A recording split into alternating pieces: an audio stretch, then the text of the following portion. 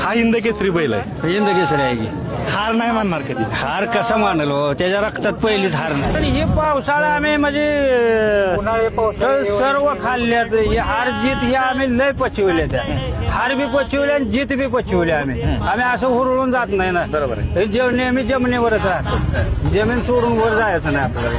तेव्हा ही माणसं समजे आपल्यापेक्षा.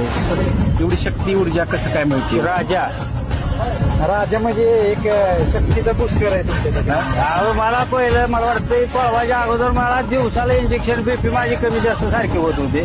जसं राजा फरात जसा गाजायला लागला त्याची गोळी बी नाही बीपी बी नाही काहीच नाही. सगळंच गेलं. राजाचं बॅड पॅच सुरू होतं कशा पद्धतीने. अहो वाटलं पण म्हणजे बैलाचा असा एक क्षण होता की कोणाला वाटत नव्हतं परत बैल पळेल का. तर बैलानं 2 महिने त्या पायावर काढले, 3 पाया बैल पळाला. आज बैलानं करून दाखवलं. आज पण बैलाच्या पायात ना रक्त निघत होतं बैला, तरी बैलानं ते एक नंबर केला.